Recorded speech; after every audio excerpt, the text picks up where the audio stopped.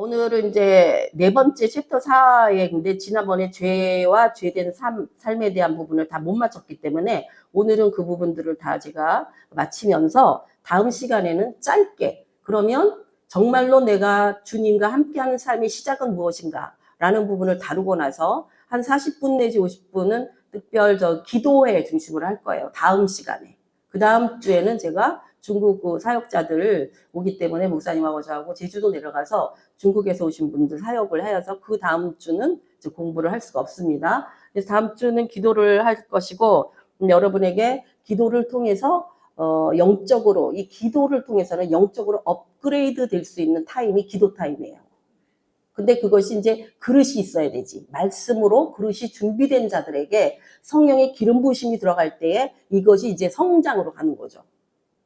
그래서 그릇이 말씀이 이게 진리죠. 진리가 제대로 이렇게 세팅, 그러니까 뭐라자면 우리가 쉽게 표를 이렇게 말해요. 대바구니가 있잖아요. 대바구니가 있는데 촘촘하게 짰으면 물을 부어도 이게 물이 잘 안 빠지죠. 거기다 뭐 기름칠을 하거나 역정을 발랐다 그러면 아무리 대나무로 만들어도 안 빠지겠죠, 물이. 그런데 대나무 설기 이렇게 얼기설기 해놓으면 물을 부음과 동시에 그냥 쫙 빠져버려.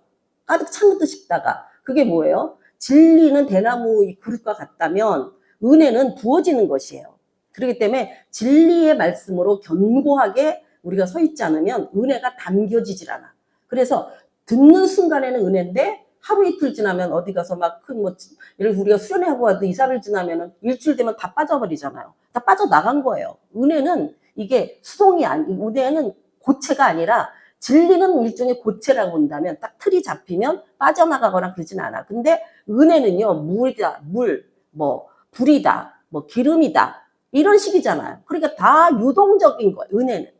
그래서 이 진리의 이 어떻게 보면 딱딱한 그릇과 같은 진리의 말씀. 그래서 진리의 터 위에 견고 있을 수 있는 거예요. 거기에 은혜가 부어져야 진짜 이제 말하자면 에너지가 생기는 거예요. 차에 기름이 들어가야 움직일 수 있는 것처럼 아무리 좋은 차를 갖고 있어도 기름이 없으면 안 가잖아요. 그것처럼 말씀이 세팅되고 그것이 하나님의 나라예요. 하나님의 나라가 산다는 것은 말씀이 있는 자가 바로 말씀으로 집 지은 자예요. 그 말씀 안에 들어가 사는 거예요. 하나님 나라 산다는 게. 그런데 살아도 능력이 없으면 안 되잖아요. 그 능력이 은혜를 받음으로. 어떤 은혜? 성령의 기름 부으심으로 내가 영적으로 움직일 수 있는 파워를 공급하신다는 거예요. 그러니까 이것이 제대로 내게 공급되어지지 않을 때는 굉장히 뭐 말씀 많이 알아도 딱 스톱된 상태로 못 가는 거예요. 그러니까 내가 믿음으로 산다고 하는 그리고 믿음으로 살기 때문에 나타나는 승리라고 하는 부분이 나에게는 나타나지 않는 거예요. 그러면 어떤 결과를 가져오냐? 내가 오랜 시간을 예수를 믿었음에도 불구하고 열매가 안 보이는 거예요. 하나님이 말씀하신 하나님께서 우리에게 말씀하신 내 삶의 열매들이 안 보인다고. 왜요? 내가 전진이 안 돼 있기 때문에. 그러니까 예를 들어서 저기에 우리가 달려가서 과자 따먹기 하잖아요. 그럼 과자를 따먹으려면은 저기 과자 걸려있는 거 보이면 뛰어가야 되잖아. 그래야 과자가 내 입에 들어올 거 아니에요. 그런데 저기 과자가 있는 것까지는 하지만 뛰어갈 힘이 없어요. 그러면 과자는 못 따먹었어요. 아무리 보여도. 그러니까 진리를 본다고 해서 진리가 자기 것이 되지 못하는 것은 성령의 기름 부으심이 임하지 않기 때문에 진리를 향하여 그 진리가 내 것이 될 수 있도록 그것을 삼을 수 있는 파워가 없기 때문이에요. 그래서 반드시 은혜와 진리가 같이 나가야 된다는 거죠. 그래서 우리가 말씀을 배우고 은혜는 받고 말씀은 배워야 되고 은혜는 기도를 통하여 받아내야 돼요. 그래서 은혜와 진리 이 두 가지가 예수님이 은혜와 진리가 충만하더라 그렇게 써 있는 거예요. 오늘 우리가 그런 관점에서 말씀을 제대로 안다는 거. 그 기초부터 시작해서 이 말씀이 체계화되면서 정렬되어질 때 내가 어디에 소속돼서 지금 무엇과 싸우고 있는지를 분명하게 볼 수 있는 거거든요. 이제 그런 관점에서 아담이 인간의 모든 인류의 조상이고 붉은 흙이 먼지라고 하는 그 이름을 가진 아담아. 인간이라고 하는 존재가 결국은 아담의 후예임을 우리가 부인할 수 없는 거예요. 왜냐하면 아담의 범죄한 모든 그 결과물이 오늘 나에게 그대로 있기 때문에. 그래서 우리가 말씀드렸듯이 죄가 들어오는 통로는 결국은 이 세 가지 과정이다. 불신앙과 불순종과 교만함이다. 불신앙과 불순종의 차이점 뭐냐? 불신앙은 내가 생각하고 있는 차원에서. 그러니까 모든 죄의 시작은 생각으로부터 들어오는 겁니다. 생각으로부터. 그래서 생각으로부터 차단해야 되는데 무엇으로 차단할 거냐는 거지. 하나님의 말씀이 있어야 차단을 하는데 말씀이 없는 자는 이거는 아닌 것 같은데 그렇지만 차단할 수 있는 그게 없잖아요. 우리는 하나님 예를 들어서 선악과를 따먹지 말라 그랬어 라는 말씀이 있으면 먹고 싶은데 하나님은 먹으면 안 된댔어. 그러니까 이게 말하자면 이길 수 있는데 말씀이 없는 자는 이렇게 살면 안 되는데 이거는 정말 내가 이렇게 살고 싶지 않아. 근데 그 다음이 없어. 그럼 어떻게 살 건데? 어떻게 살 수 있는 힘이 있는데 없어. 똑같은 일을 반복해서 성경은 뭐라고 표현하고 있냐면 개가 토한 것을 또 먹고 또 먹고 또 먹는다라고 말하고 있다는 거예요. 그래서 이 불신앙이라고 하는 것은 하나님의 말씀을 믿지 못하는 것. 그리고 골라서 믿는 것. 내 마음에 드는 것만 믿는 것. 또 내가 좋아하는 것만 인정하는 것. 이게 다 불신앙이에요. 그러니까 이 불신앙은 결국은 어떤 결과를 가져오냐? 바로 불순종의 결과를. 순종이라는 단어는 행위가 들어갔다는 거란 말이죠. 내가 하지 말아야 될 것을 했다는 거예요. 하나님의 말씀을 불순종하게 되었다는 거예요. 그렇게 되면은 결국 어떤 결과를 가져오느냐? 내가 바로 하나님을 대적하는 자리에 있게 되는 것이고 그것은 바로 교만합니다. 하나님이 아닌 것이 하나님의 자리에 섰다 이거예요. 선악과를 따먹은 것은 자기가 선과 악을 구별할 수 있게 되었다는 것이고 그런데 문제 뭐냐면 선을 행할 수 있는 능력은 없고 악을 이길 수 있는 능력이 없다는 거예요. 왜냐하면 피조물이기 때문에 이 공급이 되지 않는다는 거지. 선을 행할 수 있는 능력이 공급도 안 되고 악을 이길 수 있는 능력도 공급이 안 되는 거예요. 그래서 인간은 오늘 모든 우리들은 하나님의 말씀을 믿지 아니하고 하나님의 말씀에 순종하지 않고 결론적으로는 하나님이 원치 않는 하나님이 그토록 싫어하는 일을 행하는 교만한 자의 자리에 있다는 거예요. 이게 죄의 통로예요. 그래서 결국은 하나님께서 이 우주와 만물을 창조하실 때는 혼돈과 공허와 어둠의 장소였어요. 오늘 하나 여러분에게 한 번도 들어보지 못한 이야기를 간단하게 한마디 해드리고 갈게요. 우리가 그러면 이 혼돈과 공허와 어둠 이 사건이 어떻게 이렇게 하나님은 질서와 정열 그리고 충만하심과 빛이신데 왜 이 장소가 어디예요? 이게 지금 우주란 말이에요. 우주. 그죠? 우주예요. 하나님이 지구를 이렇게 만드셨으면 그 지구 이게 수분조각부터 이 지구의 태양계 중심으로 해가지고 이게 돌아가고 있잖아요. 거기 우주는 엄청나게 크다고 말하잖아요. 그런데 지금 이것을 말하는 거에 그 기초, 더 먼저 이야기는 뭐냐면 바로 사탄이 하나님으로부터 쫓겨나서 하나님이 이 사탄을 어디다 보냈냐면은 바로 이 공중에다 보내셨다는 거예요. 공중이 우주예요. 공중 권세에 잡았다는 말은 사탄이 하나님이 어디로 쫓아버렸냐면은 이 우주 공간에다 보냈다는 얘기예요. 그래서 사단이 공중 권세를 가지고 있다는 거예요. 하나님의 나라에서 쫓겨나서. 그런데 여기 하나님은 이 어둠에 있는 걸 원치 않으셨기 때문에 하나님이 그중에 지극히 작은 이 지구라고 하는 곳에 그것도 에덴의 동산을 창설하셨어. 동쪽에, 지구의 동쪽에 에덴 동산을 만드셨다고요. 그래가지고 여기에 하나님의 대리자로 아담을 여기에 두신 거예요. 에덴 동산에. 그래서 하나님은 이 우주와 만물에 그래서 이 에덴에서부터 뭐가 빛나기 시작했냐면 아담으로 말미암아 이 질서 잡히고 정렬되어지며 하나님의 충만함과 하나님의 빛으로 채워지는 존재로 아담을 창조하신 거예요. 이해가 되세요? 네? 그러니까 이미 사탄은 영적 존재잖아요. 사탄은 시간 밖의 존재예요.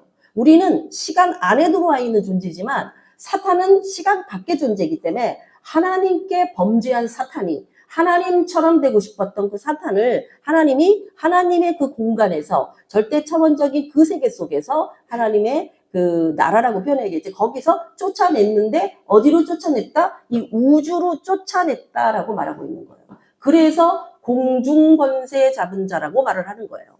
그가 공중 권세를 잡고 있기 때문에 이 안에 있는, 그런데 하나님이 이 지구에 하나님의 역사를 드러내시기 위하여 마치 세상 가운데 지극히 작은 이스라엘을 택하신 것처럼 이 큰 우주 공간의 많은 행성 중에 하나님께서 에덴을 이 지구상에, 그 재밌는 거 하나, 지구만 대기권이 있어요.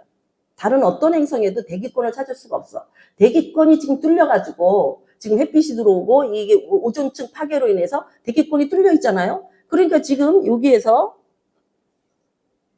요 지구에서 대기권이 있기 때문에 여기 안에만 물이 있어, 물. 그래서 이 대기권 안에 요 물이 있어가지고 수분이 있어가지고 여기서 올라갔다 내려갔다 하는 거예요. 비가 오면 땅에 내려와서 촉촉하게 해가지고 다시 올라가면 대기권 밖으로 안 나가요. 그래서 물의 양이 이 지구 중심으로 딱 정해져 있어요. 제가 재밌는 거 하나 말씀드릴게요. 벌써 30분이야. 제가 기도를 했을 때 하나님 그때 그런 왜 이제 세상이 지금 이 지구가 점점 건조해져 가니까 이렇게 점점 기근이 많아지잖아요. 지금 막 아프리카 쪽은요, 짐승들이 지금 거의 막 때로 죽고 있는 상황이거든요. 지금 기근이, 이 건조하고 기근이 엄청나게 지금 퍼져 있어. 왜 그러냐? 이 대기권 안에 있는 물이 사람 몸으로 들어간다는 거야.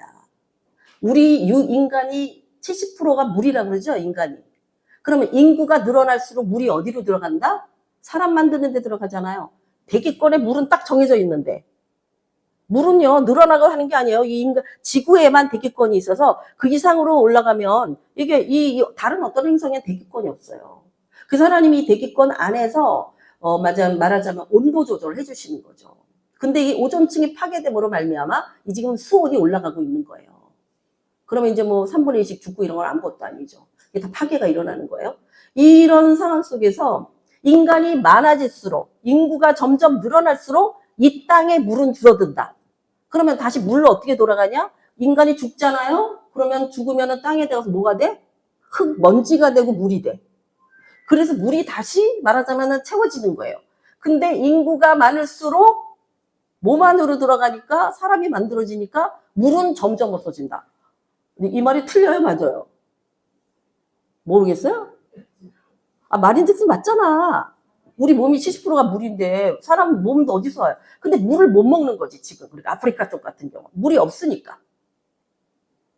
그러니까 이런 뭐 생각지도 않은데 이런 것도 또 말씀해 주시고, 재미난 이제 여러 가지 이야기가 있는데, 하여튼 간에 이런 것들을 볼 때 하나님께서 이제는 인간을 존재케 하시는 목적 중에 하나가 하나님의 대리자로서 지구에, 특히 에덴을 기점으로 해서, 성이죠. 에덴이라고 하면 성이 낙원이라는 의미인데, 그 에덴을 기점으로 해서 말하자면은 이 우주와 만물을 다스릴 수 있도록 하나님이 인간을 창조하신 거예요.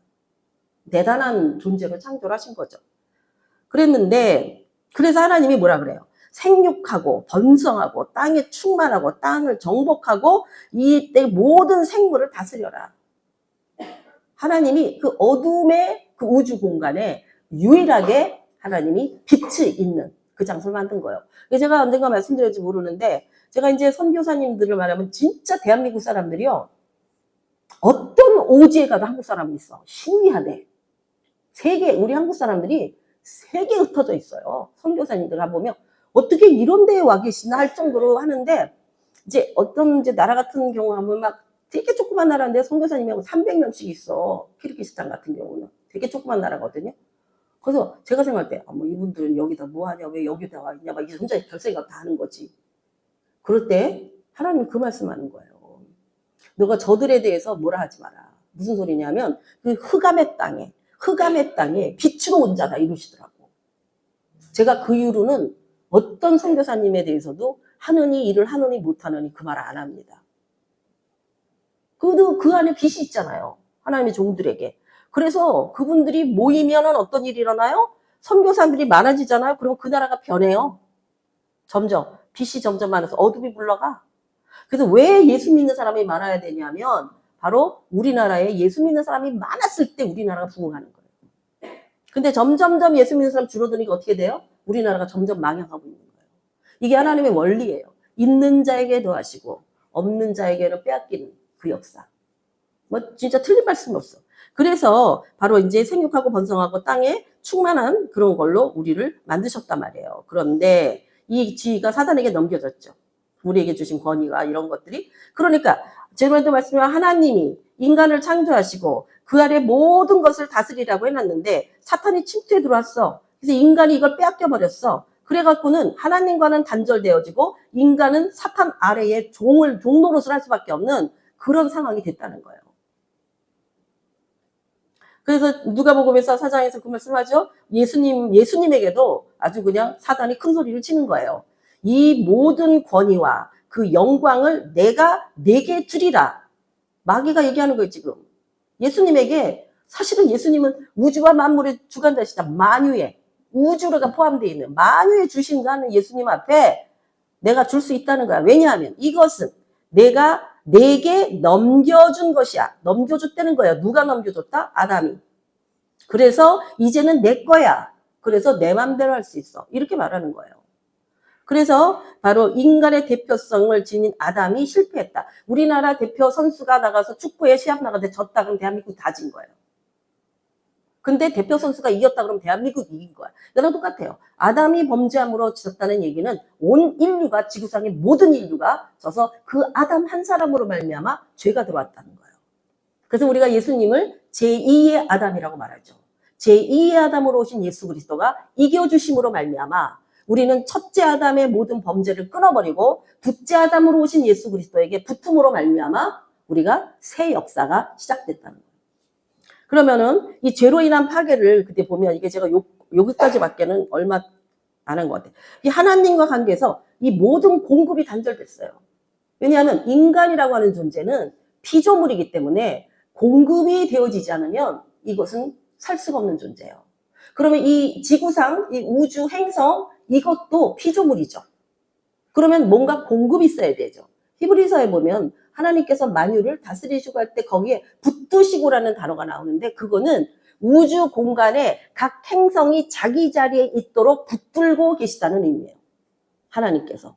만약에 누군가가 붙들지 않으면 우주 공간에 있는 그 별, 해, 달이 제자리에 있을 수가 없죠.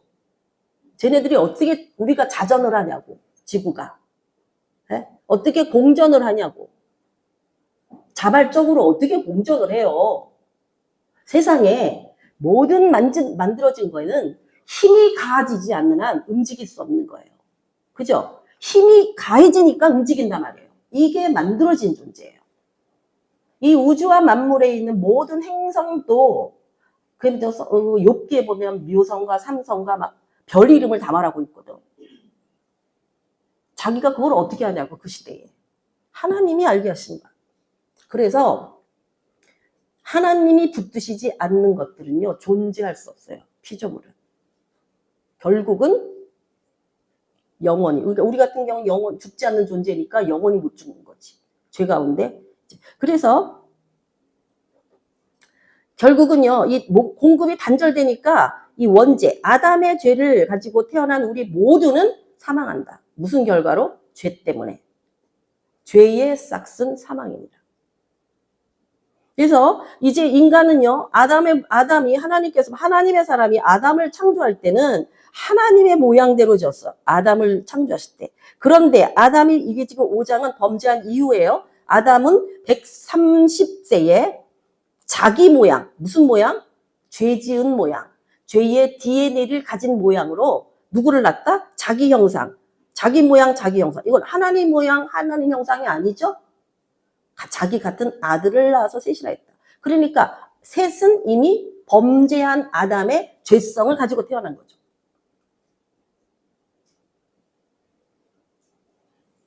자, 이제부터 좀 이제 이게 지난 시간에 안 한 거예요. 여기서부터는 이제 새 거예요. 점세요. 이게 재밌어요.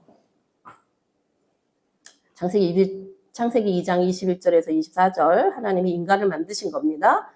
먼저 하나님이 아담을 깊이 잠들게 하시니 여기서 깊이 잠들다는 혼수 상태를 말하는 거예요. 한마디로 말하면 자기의 의지나 의식이 전혀 없는 상태가 된 상태예요. 그래서 하나님이 아담을 깊이 잠들게 하시네 그 갈빗대 하나를 취하고, 여러분 갈빗대가 몇 개예요? 갈빗대, 의사 선생님 갈빗대 몇 대예요? 외과 아니라 몰라, 내과 아니라 몰라. 말을 안 해. 소아과 선생님이 하나 있는 대답을 안 하셔. 24개예요. 12개씩 있는데, 그래서 채웠지. 그러면은, 여기, 말씀대로만 갈빗대 하나를 뺐으면 23개 해야 되잖아. 안 그래요? 말씀은 진리라며. 근데 24개야.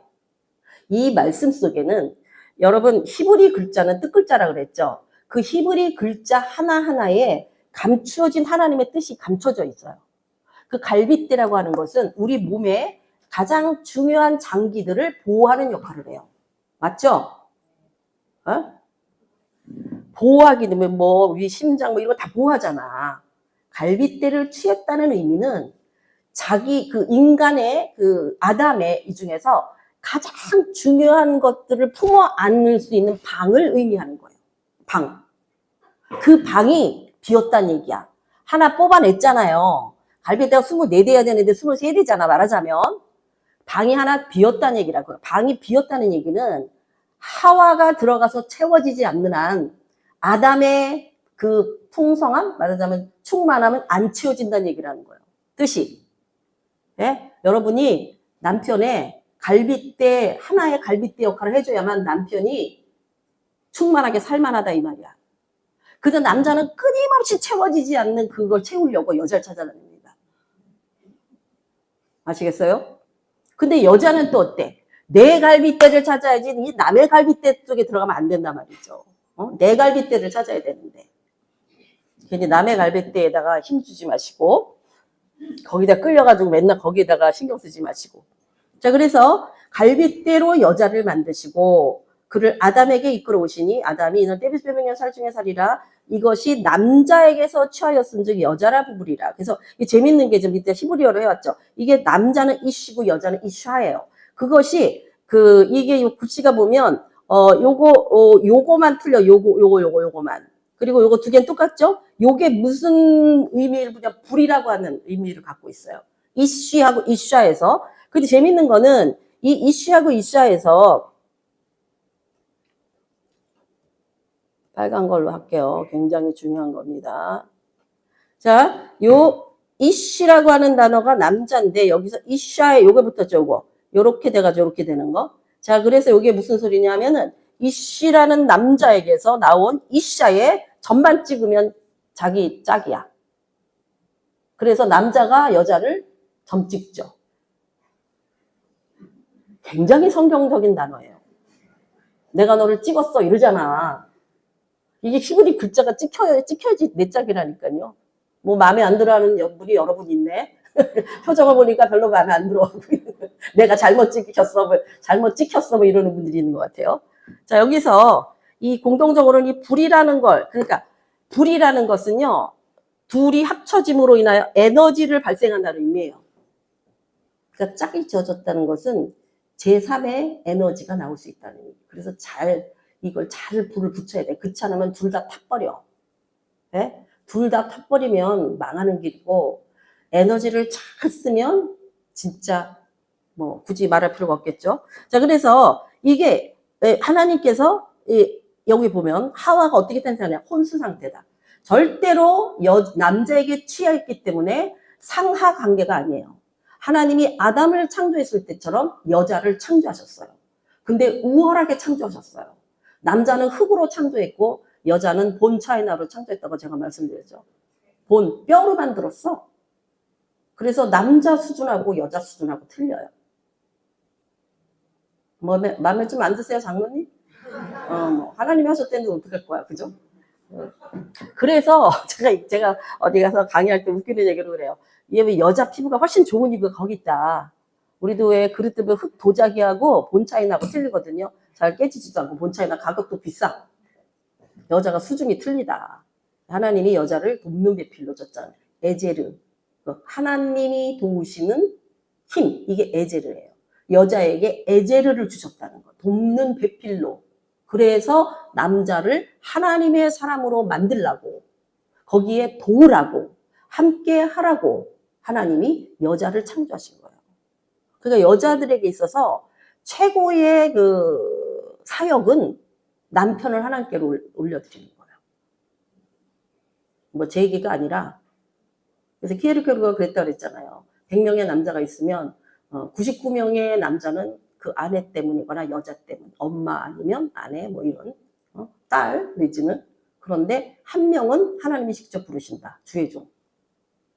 키에르케르가 그렇게 말했어요. 그래서 이게 하나님의 창조물이에요. 그래서 아담이 깊은 한 곳이 비워진 곳에 여자가 채워줘야 되는. 그러니까 남자들은 그 이슈의 그거는 항상 뭔가 헛헛하다는 거야.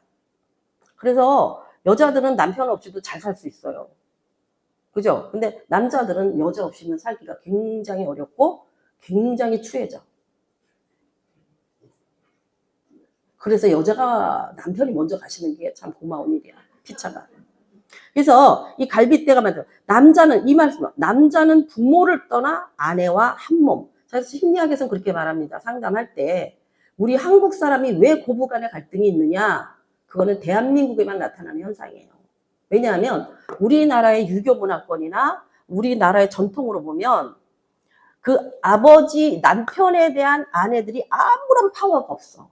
그냥 감히 어디 하늘을 쳐다봐.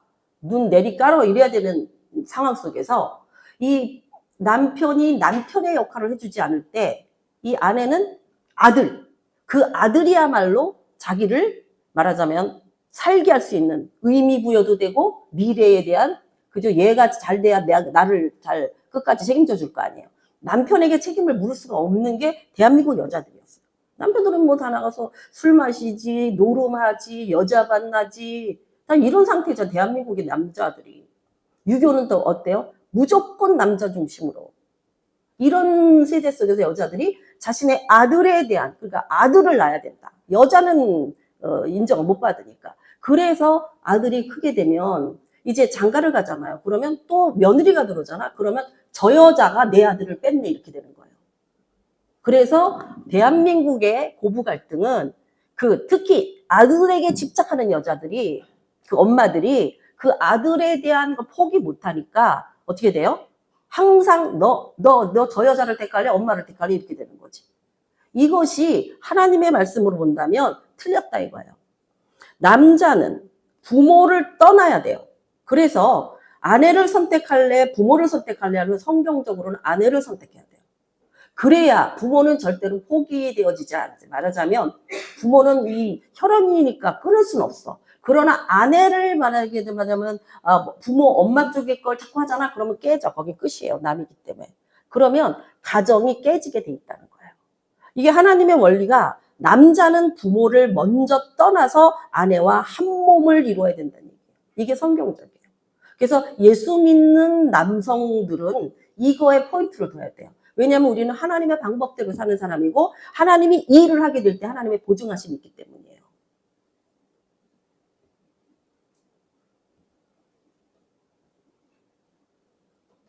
자, 그래서 그럼 도대체 아담 이것도 굉장히 중요한 포인트입니다. 한번 보세요.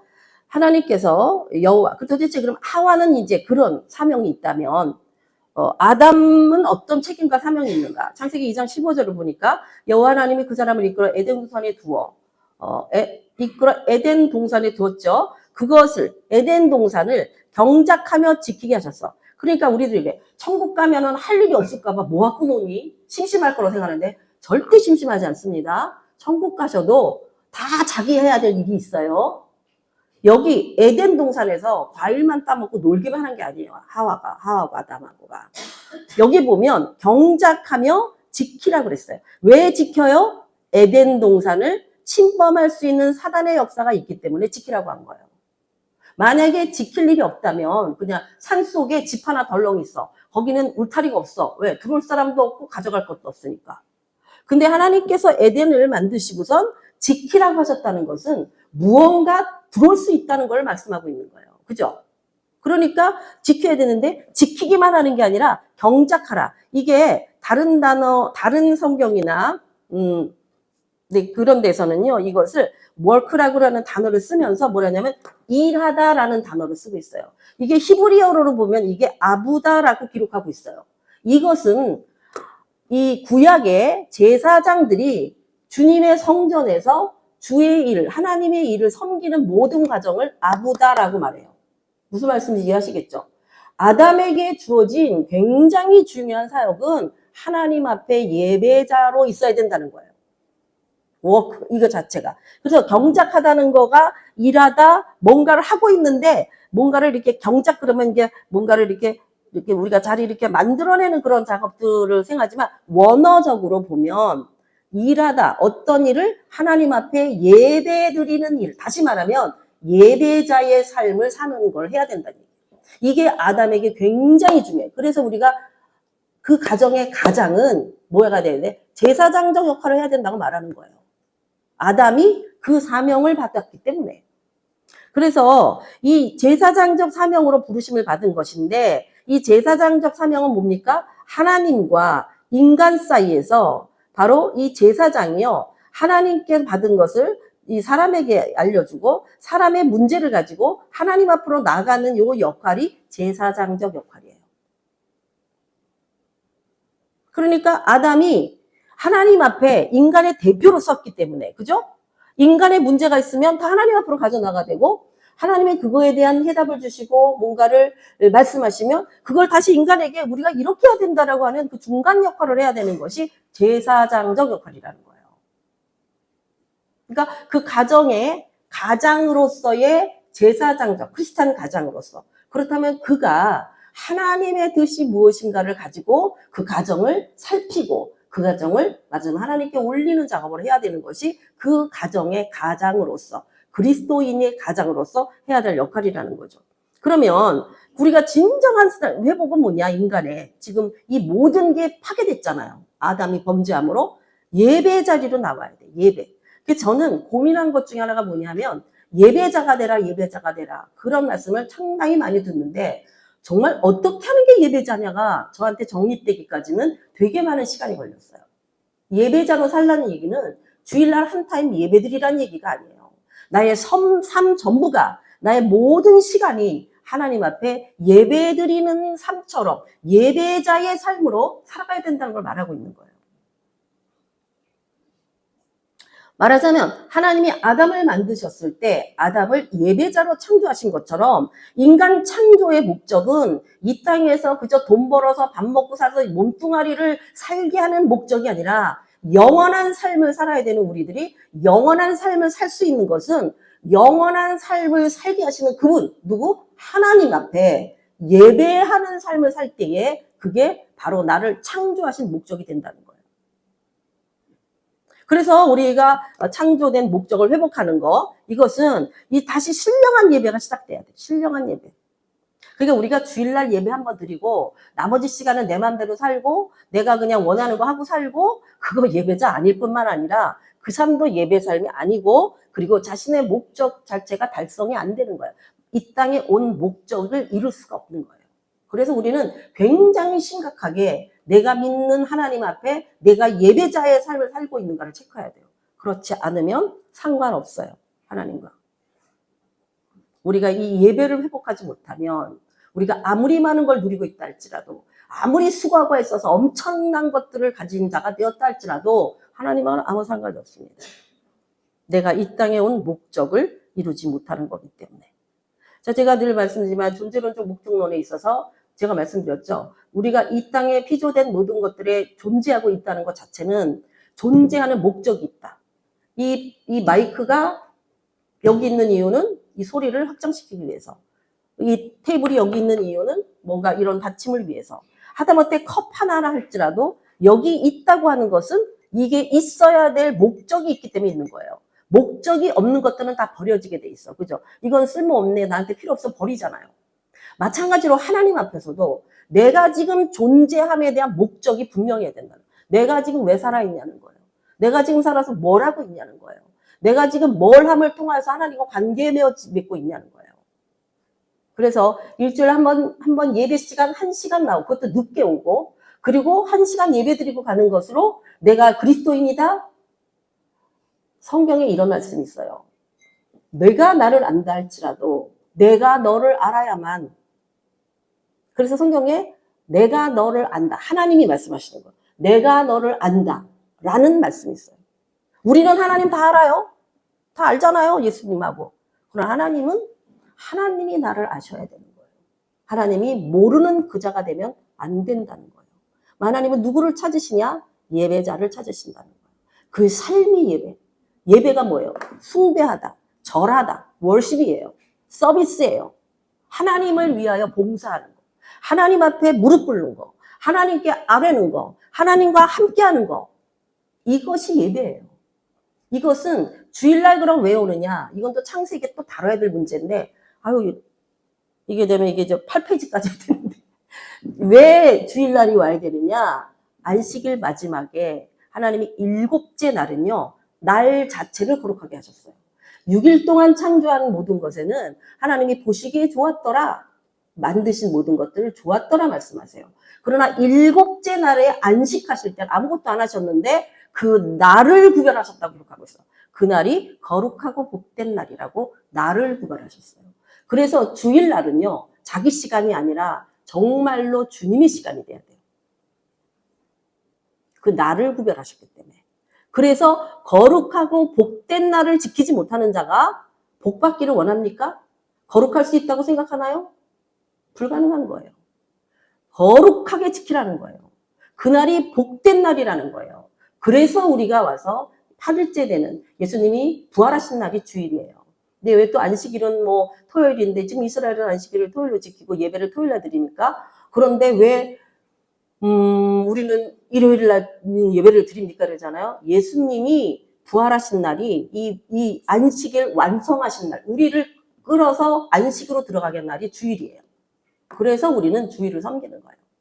모든 걸 완성하신, 이루신 날이기 때문에. 자, 그래서 그럼 도대체 왜 아담은 이 예배자의 삶을 빼앗겼느냐? 바로 아담은 하와의 소리를 들었기 때문이에요. 뭐를 듣느냐는 거예요. 오늘 우리는 수많은 걸 듣고 있어요. 너무나 많은 걸 듣고 있어요. 그런데 과연 하나님의 말씀은 듣냐는 거예요. 세상에 수많은 정보를 듣는데 정말 우리가 그나마 말씀을 듣겠다고 성경 공부하는 이 1시간 이거 모이는 것도 쉽지 않잖아요. 이게 우리들의 모습이죠. 그래서 하나님을 만나잖아요. 제가 다음 시간에 이 거듭남에 대한 아주 성경에서 말씀한 진정한 내가 거듭났는가 확인하는 것을 할 텐데 그 거듭남의 포인트가 뭐냐면 하나님의 말씀을 듣는 기능을 회복시켜 주는 거예요. 아담이 잃어버렸어요. 하나님의 말씀을 듣지 못하게 됐다는 거예요. 왜? 에덴에서 쫓겨났기 때문에. 그전에는 동산을 거리시는 발자국도 들었고 하나님의 음성도 들었어요. 그런데 에덴을 쫓겨난 이후에 모든 인간은 하나님의 음성을 들을 수 있는 하나님의 영적 관계가 단절되었다는 거예요.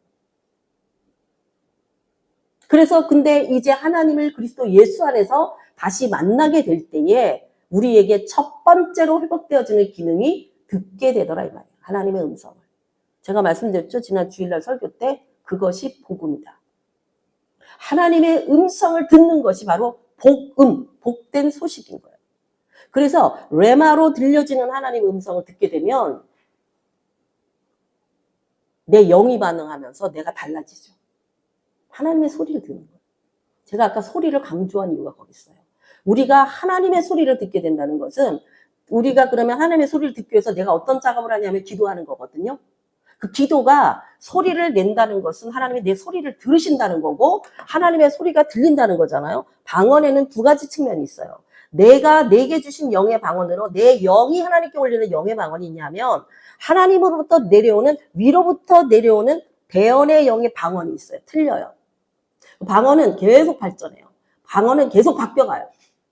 그러니까 아이들이 말을 자꾸 하면 선교사님들이 이쪽 나라 말하고 한국말을 별로 안 하다가 한국 오면 또 한국말 하려니까 저쪽 말이 잘하니까 그래서 그분들이 항상 그래요. 한국말도 잘 안 되고 그 나라 말도 안 된다고. 진짜 거기 있다 보면 그렇게 돼요. 근데 말을 안 하잖아요. 기도를 안 하잖아요. 그럼 기도가 안 나와요. 근데 기도를 많이 하잖아요. 기도가 점점 잘 돼요. 그렇잖아요. 말을 배우기 시작해서 말 많이 하면 말이 엄청 늘어. 그런데 더 재밌는 건 뭐냐면 제가 아는 제 선교사님 아들이 에즈베리 가서 공부를 하는데 에즈베리가 미국에 있는 아주 전통적인 굉장히 아주 복음주의 학교인데 에즈베리가 전에 왜 하나님 임재가 나타났던 데잖아. 예? 미국에 에즈베리 대학. 근데 걔가 영어를 그렇게 잘하는 거야. 걔는 카자흐스탄 선교사님, 김승미 선교사님 아들인데 어떻게 영어를 잘하냐니까 거기에는 한국 사람이 없대. 한국 사람이 그 학교에. 그래갖고요 영어밖에 쓸 수가 없대. 바로 그게 하나의 비밀이에요. 여러분이 세상의 소리를 귀닫으면 하나님의 소리가 나오고 하나님의 소리를 듣기 쉬운데 여러분이 세상의 소리를 그 정신없이 들어대고 떠들어대면 하나님의 소리가 안 들린다 이 말이에요. 하나님의 소리를 못 배운다 이 말이에요.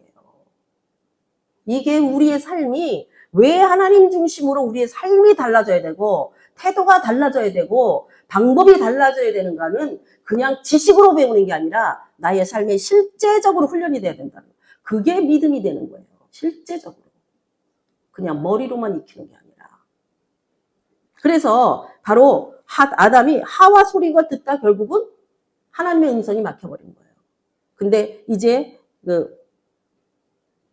로마서 10장 17절에 이르죠. 믿음은 들음에서 나며 들음은 그리스도의 말씀으로 말미암는다. 믿음은 들음다. 들어야만 믿음이 생긴다 이거예요. 여러분 진짜 잘 오신 거예요. 들어야지만 믿음이 생겨요. 근데 안 들어. 그것도 주일날 와서 설교 20분짜리도 조금만 늦어지면 막 목사님을 향해서 시계를 이렇게 내미는 거 아니야. 시간 지났는데 왜 안 끝나냐고. 듣고 싶지 않은 거예요. 영이 받아들이질 못하는 거야. 내 영이. 그러니까 그 사람의 영은 살아있는 영이 아니라 죽어있는 영이고 오기만 하면 졸아. 말씀 딱 들어가면 좁니다. 피곤해서 조는 게 아니에요. 그건 사단의 역사예요. 피곤하면 졸릴 수 있죠. 이 눈꺼풀이 제일 무겁다잖아요, 세상에서. 이걸 뚫어 올릴 수가 없어, 졸리면. 어느새 감기니까. 그래서 우리가 주님의 그걸 하기 위해서 우리 몸도 시간도 잘 배분해야 된다고 말하잖아요. 그런데 이 자는 것이 습관화되거나 이 잠자는 영으로 통해서 잠들게 해버리는 영은 사단의 영이에요. 내 영이 듣지 못하게 해요. 그래서 또 사람들이 이래요. 눈 감고 있잖아. 또 눈 감고 들어. 그래서 자긴 들었대. 뭐 들었냐고 말하면 하나도 기억이 안 나.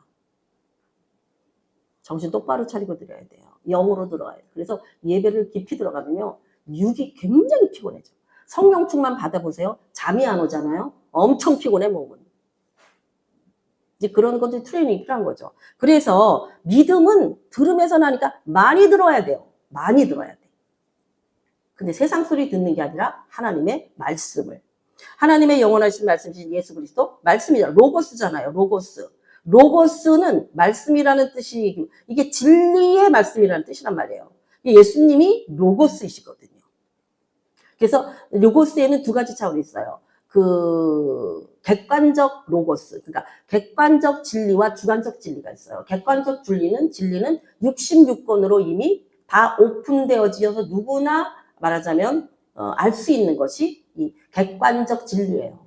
근데 주관적 진리는 뭐냐? 우리가 그걸 레마라고 하죠. 내 영에게 그 타임에 내게 주시는 말씀. 레마의 말씀이 나를 살리죠. 그러니까 우리가 하나님께 더 깊이 들어가면 내게 하시는 말씀을 계속 들으니까 늘 레마의 말씀을 들으니까 살맛이 나는 거예요. 관점이 바뀌어지고 세상이 바뀌어지고 쳐다보는 게 틀려지니까 관점이 달라지니까. 그런데 이 레마를 듣지 못하니까 진리의 말씀조차도 모르니까 객관적 진리인 성경 66권의 말씀도 제대로 모르니까 말씀을 들어도 졸리고 사단이 역사하니까 졸리고 뭐 이런 식이 되니까 결국은 어떤 일이 일어나요? 내 백성이 말씀이 없음으로 망하는도다. 말씀이 없음으로. 호세아서에 있는 말씀처럼 결국은 말씀이 없는 자는 망할 수밖에 없어요. 그러면 이제 관계가 아까 하나님의 관계, 우리는 세 가지 관계를 가지고 사는데 하나님의 관계, 그리고 인간관계, 그리고 물질관계. 이 물질관계를 보게 되면 한마디로 말하면 하나님은 인간에게 씨 맺는 채소와 열매를 먹게 하셨어요. 그래서 우리한테 제일 잘 맞는 음식이 뭐냐면 사실은 야채, 과일이에요. 그래 이게 원래 원초적으로 이게 우리한테 주신 음식이기 때문에. 네? 요즘 뭐 야채 과일 먹으라고 난리더만. 그래서 아담이, 그런데 하나님 그러죠. 이거 보세요. 아담에게 하나님 말씀이, 이거 제가 이거 줄여서 한 거예요. 한 나무의 열매, 이게 뭐야? 선악과의 열매를 먹어서 너는 이런 일이 나타나냐. 땅이 저주를 받아. 여러분, 땅이 저주를 받는다는 것은 우리 몸 자체가 저주받았다는 얘기예요. 우리가 흙으로 지어진 존재라. 그래서 병이 들어오는 거예요. 이 원리가 너무 맞지 않아요? 나는 하면 할수록 너무 맞아. 말씀이. 네? 내 몸이 왜 병드냐?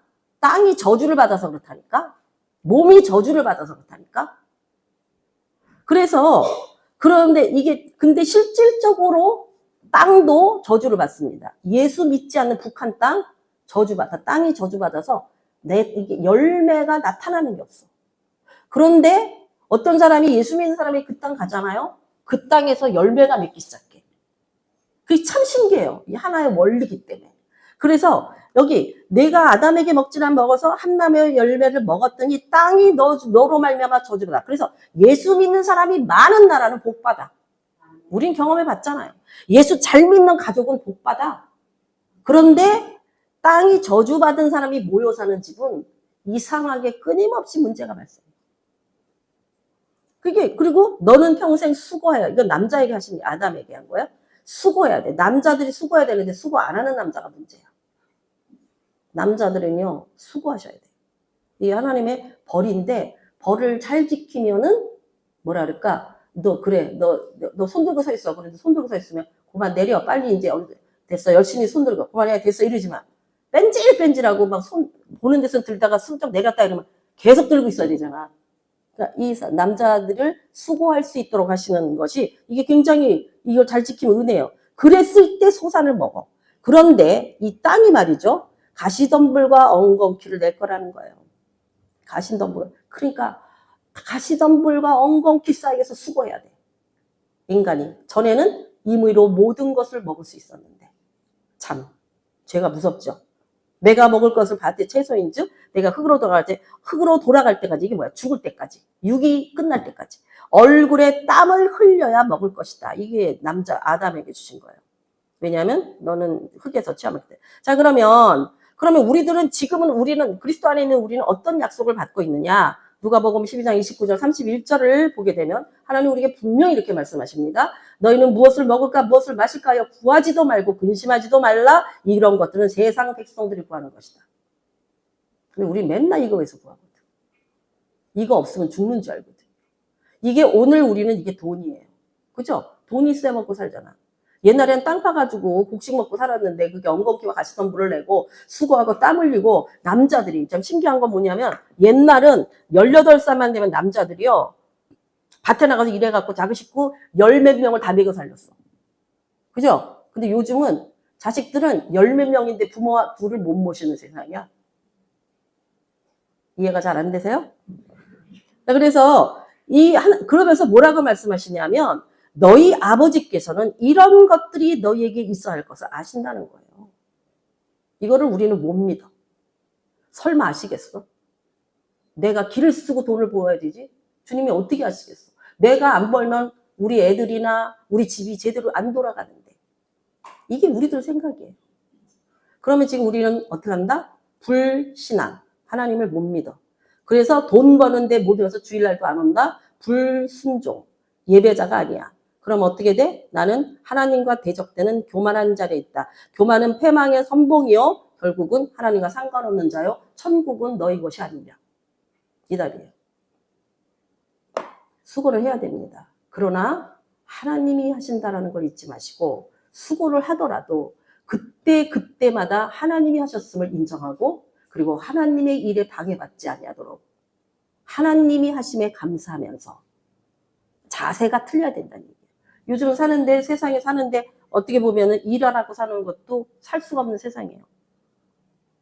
하나님은 우리의 마음을 보시고 중심을 보세요. 내 생각을 보세요. 내가 어떤 생각을 가지고 그 일을 하느냐. 하나님은 불꽃 같은 눈동자로 우리를 살피고 계신 분이에요. 또 하나는 뭐냐면 이 돈이 자기 건 줄 알아. 그래가지고 절대로 안 내놔. 하나님 앞에. 하나님 아시죠? 이거 없으면 죽습니다. 다 자기가 책임지려고 해요. 그래서 책임질 수 없기 때문에 나도 망하고 너도 망해요. 나도 망하고 우리 가정도 망하고 내 자식도 망해요. 왜? 하나님이 책임져 주신다는데 자기가 하겠다는 거야. 그럼 하나님 뭐라 그러는 줄 알아? 그래 네가 해봐라 그러면. 그렇게 죽으라고 이래서 결국은 돈 좀 모을 때쯤 병 걸려 죽습니다. 다 보이는 샘플이에요. 중요한 것은 우리의 마음이에요. 우리의 마음의 중심을 보고 있기 때문에 내가 이 말하고 저 말하고 피할 수 없다는 거예요. 하나님 앞에 정확하게 쓰라는 거예요. 하나님 앞에 진실하게 쓰라는 거예요. 너가 지금 왜 돈 벌고 있니? 그 돈으로 넌 뭘 할 건데? 먼저 뭘 할 건데? 주님의 것을 돌리세요. 11조 드리세요. 온전한 11조 드리세요. 그게 살 길이에요. 그리고 가능하면 어려운 사람, 선교비, 구제비 쓰세요. 11조 안 드리는 것은 내 믿음 전체를 거부하는 것과 동일한 거예요. 당신이 나를 살리시고 먹이 살리고 날 책임진다는 걸 거부하는 거야. 내가 살아볼게요. 내가 어떻게 좀 살아볼 테니까 신경 쓰지 마세요. 그 조그만 그 돈에 자기 인생을 걸고 하나님께 내 모든 거. 왜냐면 그분이 날 만드셨잖아요. 나를 만드신 그분이 나를 먹이겠다는데 못 믿겠다는 거지 우리는. 그 말은 뭐예요? 당신이 내 아버지인 거 맞아요? 이렇게 되는 거죠. 하나님 아버지, 인간의 아버지도 자식에게 좋은 것을 줄 줄 알거든. 하물며 너일까 보냐. 하나님은 예수 그리스도를 보내셨어요. 하나님은 생명을 주셨어요. 그런데 우리는 이 생명을 돈처럼 여기기 때문에 하나님과 물질을 겸하여 섬길 수 없다. 하나님 택할래? 물질 택할래? 둘 중에 하나입니다. 적어도 제가 여기서 이런 얘기를 할 수 있는 것은 죄송한 얘기지만 뭐 죄송한 거지 않으면 저는 10에 3조는 합니다. 저희는. 최소한. 하나님께 더 드릴 수 있다면 더 드려야 돼. 제가 아는 분은 10에 9조를 하겠다는 거야. 그리고 다행히 혼자 사는 분이라 가능하겠구나 싶긴 하더라고요. 하나님께 드리면요. 정말 이거에 대한 간증도 엄청나게 많아요. 100배 축복을 정말 많이 받아왔기 때문에 항상 먼저 주께 드릴 걸 우선 하세요. 그러면 내가 상상할 수 없는 것들로 보증하십니다. 체험됐기 때문에 말씀드릴 수 있어요. 미래교회가 걸어온 모든 거, 저의 삶이 걸어온 모든 거 항상 하나님의 걸 먼저 하고 목사님 항상 힘겹게 해라. 그리고 먼저 우선 하나님께 드려라. 그 일에 순종했을 때 하나님은 모른다 하시는 분이 아니라 넉넉히 부어주시고 충분히 부어주시고 남게 하시고 나중에는 내가 짓지 않는 집에서 내가 키우지 않는 나무에서 열매를 먹게 한다는 하나님의 약속의 보증을 저는 체험했고 지금도 누리고 있고 분명히 그렇게 하십니다. 하나님 앞에 제발 그렇게 쪼잔스러운 믿음 생활, 물질 생활 하지 마세요. 그게 자기 수준이에요. 그래서 켈빈은 그랬어요. 주머니가 회개하지 않는 한 그 사람은 진정한 회개가 아니다. 돈을 움켜쥐고 주님 앞에 당연히 드려야 될 거 안 드리고 정말 더 드리기 위해서 했어야 됨에도 불구하고 그 엄청난 것을 얻었음에도 불구하고 여전히 물질을 잡고 있는 그 사람은요. 생명보다 하나님보다 물질이 하나님인 거예요. 그게 우상숭배의 최고예요. 그게 오늘 시대의 만몬주의예요. 그게 바로 우상이에요. 돈에 묶여 사는 존재다. 하나님 말씀하고 계세요. 너희는 먼저 그의 나라와 그의 의를 구하라. 그리하면 너희에게 더하시리라. 믿습니까? 아멘. 하나님 말씀이에요. 제가 자신 있게 말하는 것은 하나님 말씀이기 때문에 말씀드리는 거예요. 문제는 이 말씀이 나의 삶에 실행되어져야 된다는 거예요. 알므로 인해서 믿음이 아니고 행함으로 인하여 믿음이 보증되는 거예요. 이 믿음이 저와 여러분에게 보증이 될 수 있기를 소망합니다. 그래서 자 이게 이제 그 다음 상태가 이게 그 타락 이후 인간의 상태인데 그냥 간단하게만 넘어갈게요. 영적인 상태가 문제가 결국은 우리가 육에 속했죠. 그러다 보니 이런 사람들은 성령의 일들을 몰라 받지를 않는데 무슨 말이에요? 성령의 역사심에 대해서 알 수가 없다는 거예요. 육에 속한 사람들. 그리고 이렇게 합니다. 저건 너무 심한 거 아니야? 꼭 저렇게까지 해야 돼? 저렇게 믿는 거 어리석어 보여. 이렇게 본다는 거예요. 왜냐? 그는 영적인 것을 알 수도 없고 성령이 하시는 그러한 일들을 분별할 수 없기 때문이에요. 한마디로 말하면 상대가 안 된다는 얘기예요. 우리가 진정한 믿음으로 들어가지 않으면 하나님은 진실하시고 진정한 분이시고 성실하신 분이에요. 결코 아무하거나 그냥 나 예수 믿어요. 나 그래도 이 정도 열심히 하잖아요. 적어도 이 정도는 하고 있잖아요. 갖고 통하시는 분이 아니에요. 우리의 전심전력을 해도 하나님을 제대로 믿기가 쉽지 않아요. 그런 성령께서 성령으로 말미암아 그 일을 이루게 하시는 거예요. 그런데 성령의 일을 알지 못하고 영을 알지 못하는 자가 어떻게 하나님을 믿는다고 할 수 있겠어요?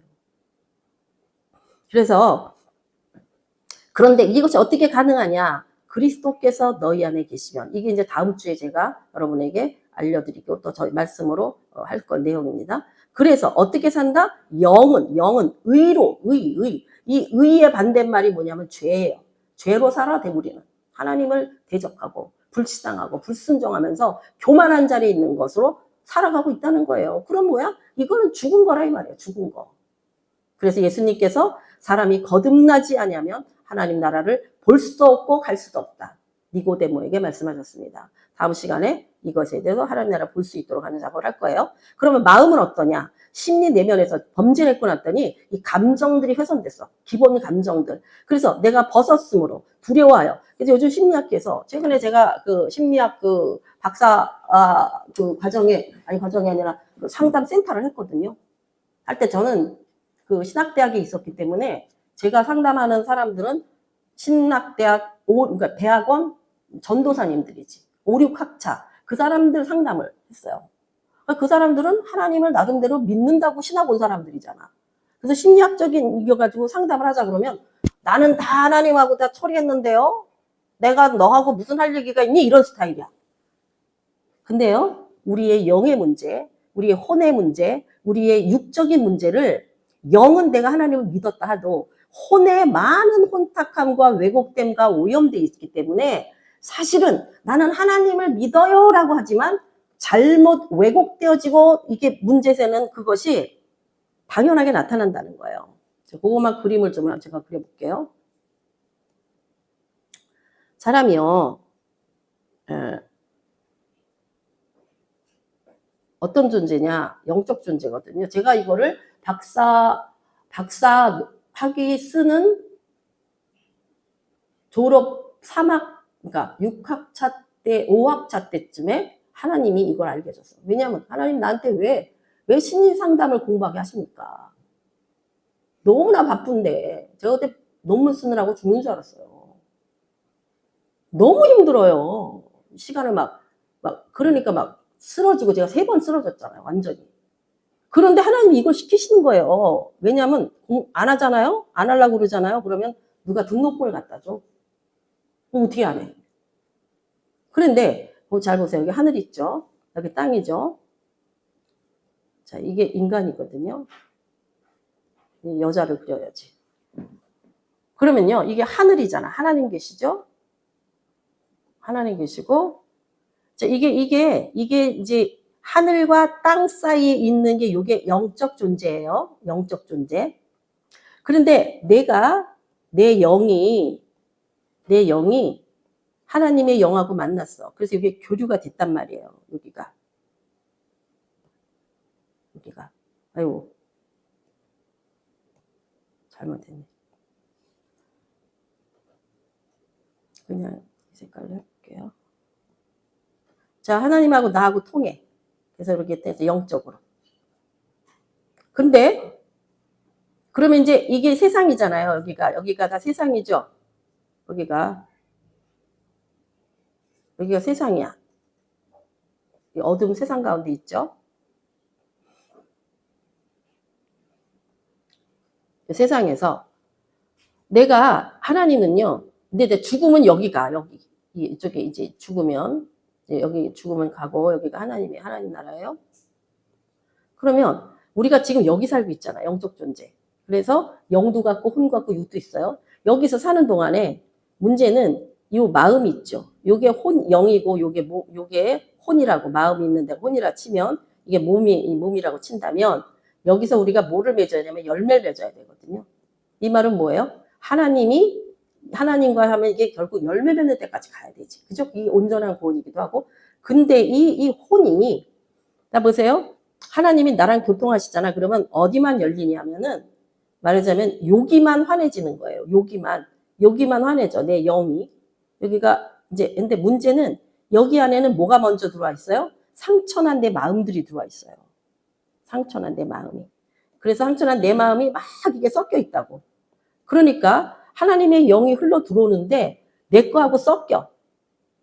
그죠? 하나님의 거하고 내 거하고가 막 섞여. 그렇게 되니까 여기서 어떤 결과가 나오냐 하면 이 상처들로 인해서 이 안에 있는 영적인 게 다 흘러내려와. 그러니까 여기서 왜곡되어지고 오염되어진 이런 것들을 통해서 나오니까 열매는 없다. 열매는 없어.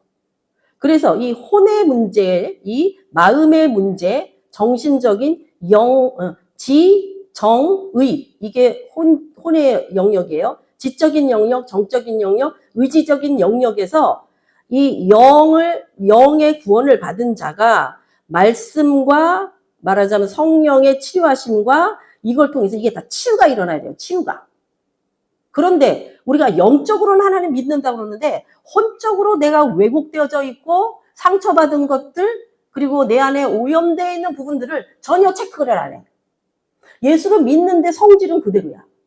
이게 바로 혼의 이 영역의 마음의 문제가 치료가 안 됐기 때문에 여기서 삶 자체가 하나님이 주시고자 하는 열매 맺는 삶을 살아갈 수 없다는 거예요. 이 혼의 문제가. 그래서 뭐 워치만이라든가 위트니스나 이런 사람들이 말하는 게 이 혼의 치유, 다시 말하면 내 혼의 파쇄를 시켜버리고 하나님의 영으로 인한 내 새로운 이 지정의, 새로운 이 혼적 영역이 새로워져야 되기 때문에 날마다 새로워져야 된다는 얘기를 하는 거예요. 내 영은 단번에 구원을 받았지만 내 혼은 날마다 하나님 말씀으로 새로워지고 성령으로 치료함을 받고 그리고 내 의지가 고쳐진 내가 그런 옳은 삶을 사는 것. 이럴 때에 내 삶의 환경과 여건 속에서 하나님께 주르르르 제대로 흘러나와서 그 열매 결과물들이 하나님의 영광을 드러내는 열매 맺는 결과물들을 살 수 있게 된다는 거예요. 이해하시겠죠? 그런데 문제는 뭐냐면 교회 안에서 혼적인 영역을 가르치지도 않고 혼적인 치유를 어떻게 해야 되는지를 못 해주고 있다는 거예요. 한 번도 그런 걸 배우지도 못하고 배우다 보니까 치료가 안 일어난다는 거지. 그래서 예수님 되게 열심히 믿는데 왜 저렇게 말하지? 왜 저렇게 태도가 저렇지? 왜 여전히 저렇지? 이렇게 되는 거예요. 왜냐하면 자기 안에 있는 상처들이 자기가 치료되지 않는 어떤 잘못된 생각들이 인식이 여전히 그 사람으로 하여금 그렇게 살게 만든단 말이에요. 그래서 이 혼적인 영역을 치유해야 되는 그런데 이것이 어떻게 치유 가능하냐면 성령이 강권적으로 역사할 때 성령 충만할 때 우리를 위로하시고 우리를 새롭게 하시고 이런 역사가 일어나. 근데 예수 믿는 수많은 사람 중에 과연 성령 충만을 누리고 사는 사람이 몇 프로나 되겠냐 이 말이에요. 그러니까 변화되기가 어렵지. 믿는 모든 자들이. 급기야는 너처럼 예수 믿는다면 나는 예수 안 믿겠다. 이렇게 말하는 사람이 자기가 된다면 이것이야말로 정말. 근데 구원은 받느냐? 받을 수는 있어요. 그 사람이. 혼의 문제 해결하는 사람. 구원은 받는데 상급은 없어. 부끄러운 구원은 받을 수 있어. 그것도 안 받는 것보다 뭐 천지차이지만 그러나 우리의 목적은 주님은 우리에게 상급을 주기 원하시잖아요. 상급을 받는 자가 돼야 되잖아요. 그래서 우리 안에 있는 이 인간의 기본 감정, 이 두려움 때문에 이 두려움이 내재되어 있는 게 올라오는 게 분노로 올라오고 미움으로 올라오고 우울로 올라오고 적대감으로 올라오고 자기 스스로 뭐 이게 자존감이 떨어지고 막 이런 모든 게 이 두려움이라고 하는 감추어진 이 감정, 기본 감정 때문에 표출되어지는 증상인 거예요. 쟤는 왜 저렇게 화를 내지? 쟤는 뻑하면 소리를 지르네? 이런 모든 게 안에 감추어진 이 기본 두려움 때문에 어떤 사람은 두려움만 되면 피하잖아. 도망가잖아. 회피형.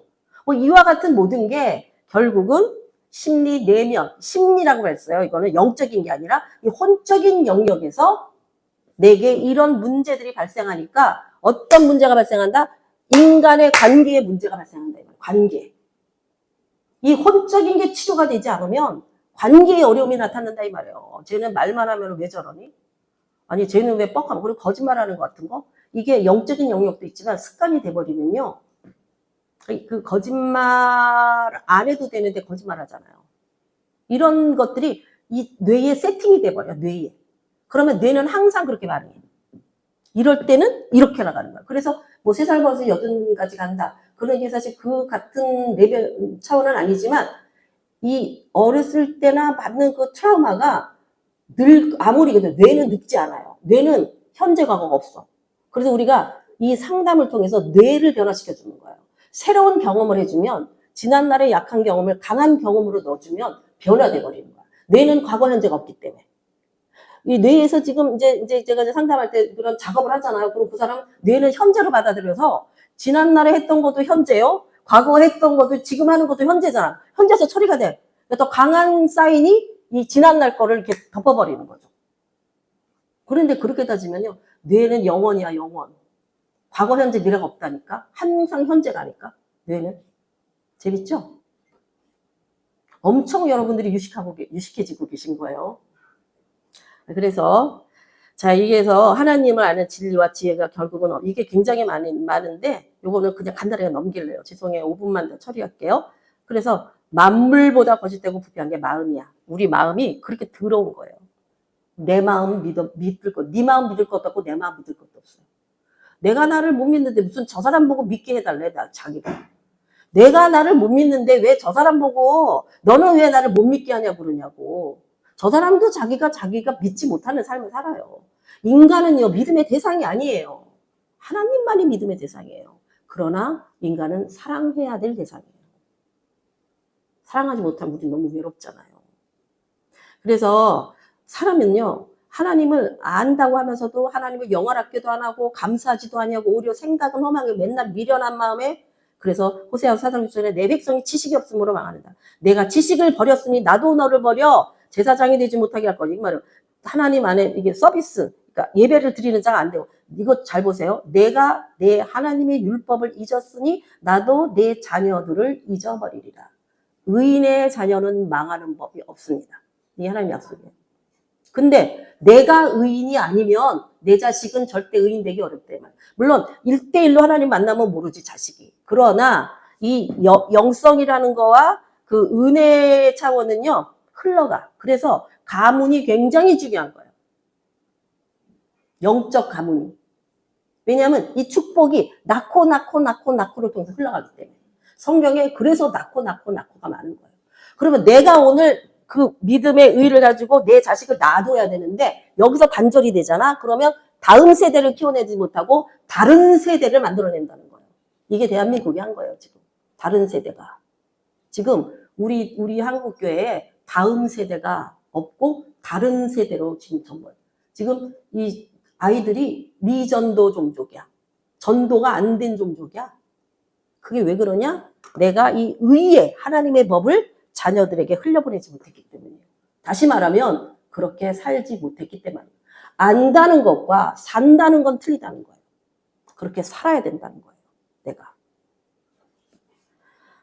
어려운 말씀이죠? 그래서 바울이 이렇게 말하는 거예요. 내가 왜 그런데 하나님 법대로 못 사냐? 내 안에 2가지 법이 있다. 내 속사람으로는 하나님의 법을 원하는데 내 지체 속에 또 한 법이 있는데 그것이 내가 항상 싸운다는 거야. 내가 하나님의 사람처럼 살 것이냐 아니면 내 원하는 욕구대로 살 것이냐. 그런데 죄의 법이 나를 사로잡는다. 힘이 세. 사탄이. 자, 제가 여쭤볼게요. 여러분 죄를 이기셔야 되죠. 죄 이겨야 되잖아요. 죄 이길 수 있어요? 죄를 어떻게 이겨요? 죄 어떻게 이기냐고. 우리 항상 앞서 주님 앞에 쓰길 원하는 김태정 권사님께서 네 이렇게 말씀하셨다고. 권사님은 죄를 어떻게 이기세요? 그래요. 맞는 답이니까 크게 말씀하셔. 저는 못 이기지만 하나님의 말씀으로 죄를 이겨요. 하나님 말씀으로. 맞는 말이지만 다 맞는 답은 아니에요. 일단 첫 번째 말은 맞았어. 죄를 이길 수 있는 인간은 아무도 없다. 그리고 죄는 지금으로부터 죽을 때까지 계속 들어온다. 죄가 없어지는 경우는 없다. 문제는 죄를 이길 수 없다. 죄를 이기는 인간은 한 사람도 없다. 그러니까 죄 이길 생각하지 마세요. 죄는 여전히 짓고 있다니까. 그러면 어떻게, 이 죄 문제 어떻게 해결할 거냐? 죄는 전가시켜야 돼. 내 죄를 예수님께 드려야 된다. 그리고 나는 해방돼 버리면 되는 거예요. 죄를 이기는 게 아니에요. 내 속의 법을 이기는 거예요. 나는 여전히 죄의 법을 사모하고 있다는 거예요. 그게 나한테 더 편하다는 거지. 왜 원래 그렇게 생겨먹었어? 죄가 너무 편한 거야. 너무 자연스러운 거야. 나하고 죄가 섞여갖고 분리가 안 돼. 말씀이 들어가고 성령이 들어가니까 분리되기 시작해요. 그래서요, 죄가 지적되는 자가 복된 자예요. 성령으로 내 죄가 드러나는 자가 최고로 복된 자예요. 왜? 주님께 던질 수 있으니까. 주님께 맡겨버릴 수 있으니까. 그래서 해방될 수 있으니까. 그래서 벗어날 수 있으니까. 죄는 벗어나는 것이지 죄는 이기는 것이 아니다. 죄 이기려고 하지 마세요. 이길 수도 없고 이겨지지도 않아. 이길 힘이 없어 우리는. 왜? 죄의 힘이 더 크기 때문에. 누구의 힘이기 때문에? 마귀의 힘이기 때문에. 하나님은 7이시고 사단은 6이고 인간은 5예요. 5가 6을 이길 수 없어요. 단 6도 7을 이길 수 없어요. 7이 내게 오심으로 5인 나의 짐을 가져가심으로 6을 이기는 거예요. 그래서 아까 말씀드렸죠? 지금 권사님 말씀했어요. 내가 이길 수 없다. 그렇지, 그거 맞는다래요. 근데 말씀으로 이긴다? 말씀으로 이기는 게 아니라 예수님께 그걸 내 죄를 던져야 돼. 그게 어떻게 던져지는 게 뭐냐? 회개하는 거예요. 하나님, 내가 또 이런 죄를 졌습니다. 내가 죄를 질 수밖에 없는 인생입니다. 하나님, 나를 불쌍히 여겨주세요. 그 죄가 내게 드러나게 하셔서 감사합니다. 이 죄가 내는 이 죄를 이길 수 없으나 예수님의 십자가에서 그 죄를 이기셨으니 내 죄를 주님 앞으로 드립니다. 내 걱정과 근심을 다 내게 맡기라고 그러셨잖아요. 드려!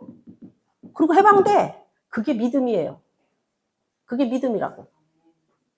그래서 죄를 이기려고 하지 마시고 죄를 주께 던지는 거. 병을 이기려고 하지 마시고 병을 주님 앞에 올려드리는 거.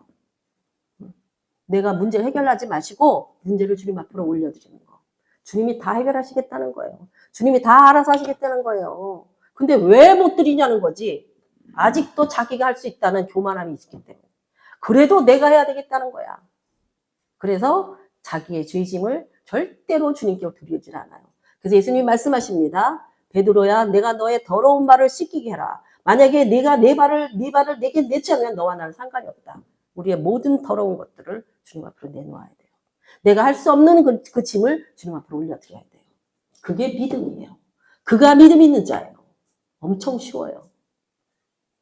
근데 우리는 왜 그 죄짐을 주께 올리지를 못할까? 믿음이 없어서. 하나님이 하실 거라는 믿음이 없기 때문에, 약하기 때문에 이런 것이죠.